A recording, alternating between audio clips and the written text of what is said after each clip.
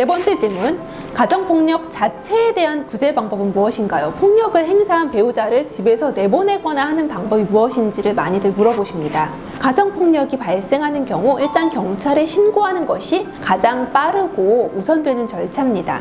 경찰이 출동해서 상황을 확인하고 경찰이 직접 긴급 임시조치 절차를 통해서 집에서 퇴거, 접근 금지를 내릴 수 있고 이후 호소하는 바와 같이 검사 및 법원의 정식의 임시조치 결정이 내려집니다. 그와 동시에 주거지에 대한 지원 등 여성폭력 피해자 원스톱 지원센터에서 지원을 받으실 수 있습니다.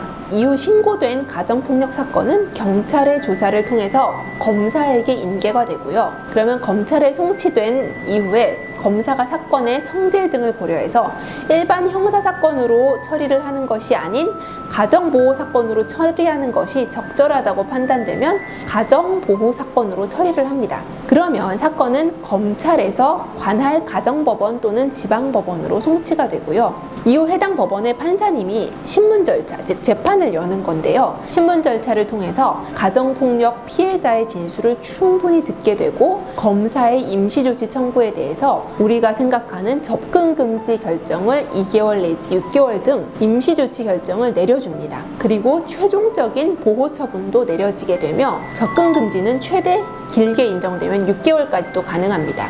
위와 같은 절차 이외에 피해자 보호명령 신청이라는 제도가 있습니다. 가정폭력으로 인한 보호처분 외에 피해자가 직접 법원에 행위자의 접근금지 등의 결정을 요청할 수 있는 절차입니다. 피해자 보호명령 신청이 있으면 법원은 재판을 열어서 피해자 및 행위자의 진술을 듣고 가해자에게 접근금지 결정 등 다양한 조치를 또 내릴 수 있습니다. 다섯 번째 질문, 가정폭력을 피해서 당장 집을 나와도 되나요? 라는 질문들도 많이 하십니다. 가정폭력 피해가 극심한 상황에서 폭력을 피하는 것은 생존과 직결되는 문제이기 때문에 당연히 그 상황을 피해서 나오셔야 합니다. 요즘 가정폭력이 살인 등의 범죄로 비화되는 경우도 종종 일어나기 때문에 위험한 상황을 당연히 참으실 필요는 없습니다. 그렇지만 가정폭력을 피해 집을 나오는 상황에 대해서 정당한 증거를 남기고 나오시면 상당히 좋겠죠.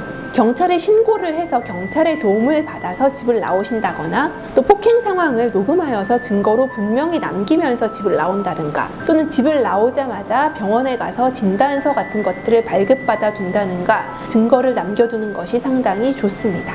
마지막 여섯 번째 질문, 집을 나온 후 나의 주거지를 알리고 싶지 않은데 그것이 가능한가요? 라는 질문 많이들 하십니다. 가정폭력 피해자들은 배우자가 자신이 숨어있는 곳을 찾아올까봐 항상 노심초사합니다. 그래서 현행 주민등록법 25조 6항에서는 가정폭력 행위자가 피해자 본인과 주민등록지를 달리하는 경우 주소 열람 제한 신청이라는 것을 할 수 있다고 규정되어 있습니다. 그렇지만 이 규정 또한 입법의 허점이 있어서 완전한 주소 비공개는 불가능한 것이 현실입니다. 무엇을 해야 할지 막막한 가정폭력 이혼, 혼인기간은 힘들었지만 그 혼인을 정리하는 이혼 절차의 기간은 마음 편히 하실 수 있도록 저희가 함께 하겠습니다. 시청해주셔서 감사합니다.